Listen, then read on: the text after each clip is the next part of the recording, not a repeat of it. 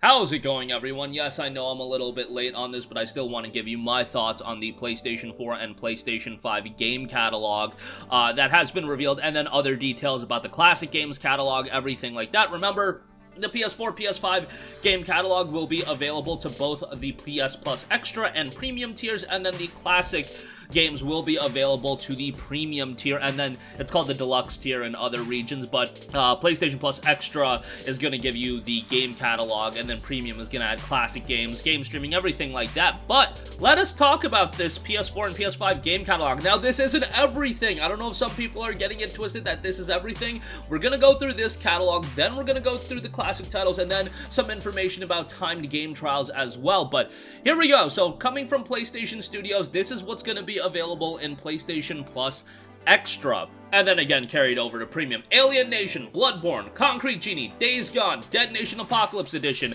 Death Stranding and Death Stranding Director's Cut, Demon's Souls, Destruction All-Stars, Everybody's Golf, Ghost of Tsushima Director's Cut, God of War, Gravity Rush 2, Gravity Rush Remastered, Horizon Zero Dawn, Infamous First Light, Infamous Second Son, Knack, Little Big Planet 3, Loco Roco Remastered, Loco Roco 2 Remastered, Marvel Spider-Man, Marvel Spider-Man Miles Morales. Marvel Spider-Man Definitive Edition is not included, so that's kind of a bummer, but hey, them's the breaks. Maybe they'll add that, I don't know. Matterfall, Medieval, Patapon Remastered, Patapon 2 Remastered, Resogun, Returnal, Shadow of the Colossus, Tearaway Unfolded, The Last Guardian, The Last of Us Remastered, The Last of Us Left Behind, Until Dawn, Uncharted the Nathan Drake's Collection, A Thief's End, that's Uncharted 4, Uncharted The Lost Legacy, Wipeout Omega Collection. So that is the PS4, PS5 game catalog from PlayStation Studios. That is a portion of the catalog. Then we also have third-party partners and what they're offering. Ashen, Assassin's Creed Valhalla, Batman Arkham Knight, Celeste, City Skylines, Control Ultimate Edition, Dead Cells, really like that edition, Far Cry 3 Remaster, Far Cry 4, Final Fantasy 15 Royal Edition, For Honor, Hollow Knight, Marvel's Guardians of the Galaxy, nice to see that, Mortal Kombat 11, Naruto Shippuden Ultimate Ninja Storm 4, I don't know why they listed Naruto Shippuden as one word, but nonetheless, it might just be a typo. NBA 2K22, oh hell yeah, Outer Wilds, Red Dead Redemption 2, Resident Evil, Soul Calibur 6, South Park The Fractured Butthole, The Artful Escape, The Crew 2, and then Tom Clancy's The Division. A lot of Ubisoft support here. Looks like a good bit of Square Enix support as well. You know, it's okay, but again, this is just a portion of the lineup. Overall, you know, I like the inclusion of Ghost of Tsushima Director's Cut is definitely great. Demon's Souls is great. Death Stranding Director's Cut, very nice to see. And then Returnal. Those are the four that really stuck out to me as, like, value-wise, like, big offerings from PlayStation Studios. Everything else, I imagine those are a lot of games that a lot of people already own. However, if you are just getting a PS4 or PS5 for the first time, few and far between, let's be real here at this stage of the game, but you know, that's a plethora of games I think people will end up enjoying. But at the end of the day, those are just older games. But hey, Ghost of Tsushima Director's Cut I think is a great addition. Miles Morales is pretty good to have. Demon's Souls I think is a great one because I don't think, you know, I just think a lot of people did miss that at launch. And yeah, definitely a lot of high-quality games. Don't get it twisted. In the third-party side of things, like me Dead Cells being in there. Like in, you know, Red Dead Redemption 2 on there. Like Hollow Knight on there.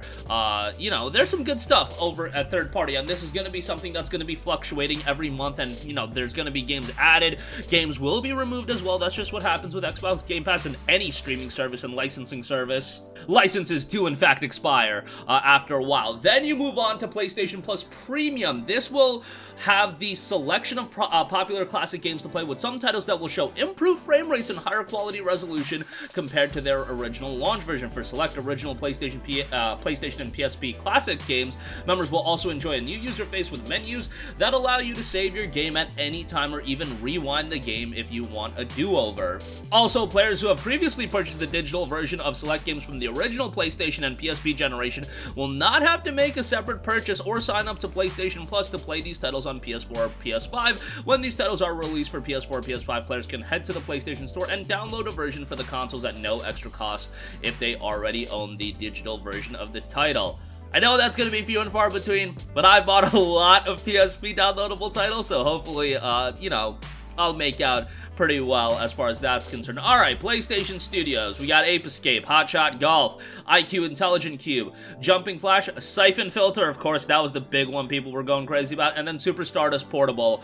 Super Stardust Portable is the only PSP title from PlayStation Studios, so that is something to consider. Great game, but yeah, there you go with that. Third-party publishers, you've got Mr. Driller, Tekken 2, Worms World Party, and Worms Armageddon. Alright, moving on from that classic games catalog, as far as remasters go, PlayStation Studios, you've got Ape Escape 2, Arc the Lad, Twilight of the Spirits, Dark Cloud 2, Fanavision, Hotshot Tennis, Jak 2, Jak 3, Jak X Combat Racing, Jak and the Daxter, the Precursor Legacy. You're essentially getting the whole Jak collection. Rogue Galaxy, love me that.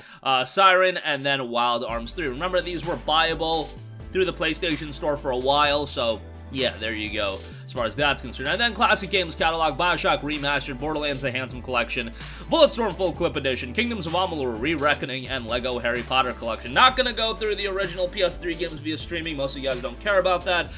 Time-limited game trials. So these are gonna be 3-hour full game trial included with PlayStation Plus Premium subscription. I don't know if it's gonna vary game to game, but, you know, we'll see about that. So you're gonna get Uncharted Legacy of Thieves Collection. That's Uncharted 4 and Lost Legacy, like the remastered version. I would have liked to just see that in the catalog itself, but maybe that would have been too wishful thinking.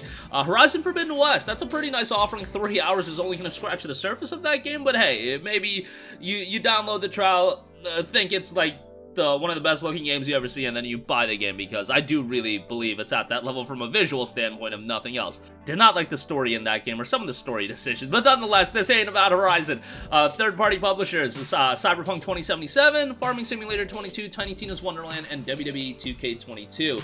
New games added regularly. The games available in our PlayStation Plus catalog games will continue to refresh and evolve over time, so there's always something new to play. PS Plus Essential, you guys already know.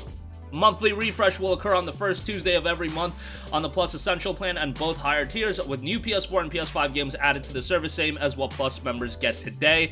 And then Plus Extra and Premium, an additional monthly refresh will occur in the middle of each month with new games across the PlayStation Plus Extra and Premium Deluxe plan. The number of games will refresh will vary month to month. So a lot of this information is, I think, stuff that everybody expected. Yes, it's nice to have a roster of games, but let's be real, like, are any of these games really surprising to me? Like, to me, I'm just happy to see, like, a game like Demon's Souls in there. Like, I was not sure if they were going to be offering a game at that level right away, because I didn't know if they were just going to do, okay, Returnal's the one game that is, like, a $60, $70 game, and we're going to offer that. And then there's going to be, like, you know, not a lot of other major titles, but thankfully that's not the case. You know, Demon's Souls is a game at the end of the day that's from late 2020, but a game that's also held up in price. That's why I kind of put it at that threshold. But, you know, there's a lot of games there. A lot of good games there. It's just these are a lot of games people own, and you gotta get, you know, games of high quality that are gonna get people excited, as far as, you know, like Sniper Elite 5 being an Xbox Game Pass day one. I mean, I know, like, people are gonna be on me, yeah, Brad, why stop asking for day one games or whatever. That's not a viable business model. I'm talking from a consumer standpoint. It'd be really nice to get day one games. From a consumer standpoint, strictly talking about, you know, value out of this subscription service, but also the classic games catalog is what's gonna sell a lot of people. And I'm not blown away by that either, but that's something that I imagine is going to greatly evolve over time. And you have to expect that this is an area where, yeah, we're going to start off with, you know, a quality of games that hopefully will get people to subscribe, but you want to keep people's subscription rolling, so you want to show that, hey, we're rolling out games into this category every month, and high-quality games at that. While Crisis Core isn't here right now, maybe it'll be there 3 months, and that'll be a game that, okay, I'll keep my subscription rolling. That's the idea of these subscription services. You need consistent content rolling in, and that's what Game Pass does, and it's done pretty well. Yeah, you have to consider that as well, where you can't really do everything at once. You need a healthy roster of games that'll get people signed up, but then you also need to have enough games in your back pocket where you can add these games and then make it a viable month-to-month subscription service, because while some people will sign up for the year-long plan, other people are gonna go month-to-month, and I think we sometimes underestimate just how many people go month-to-month. But that's gonna do it for me. I mean, I'm not blown away by it, but there are a couple of things I find interesting. The time game trials being only 3 hours is kind of a bummer. I was kind of hoping for 10. I mean, I know, like, as far as, in the case of Uncharted, 10 would have been, like, wild. Like, okay, I understand that. Given 10 hours of Horizon, I don't think is that, you know, that's not that wild. Like, you could give 10 hours of Horizon or even Cyberpunk. So yeah, that's just my 2 cents, but let me know all your thoughts in the comment section down below. Sound off there. As always, thank you for watching, and goodbye.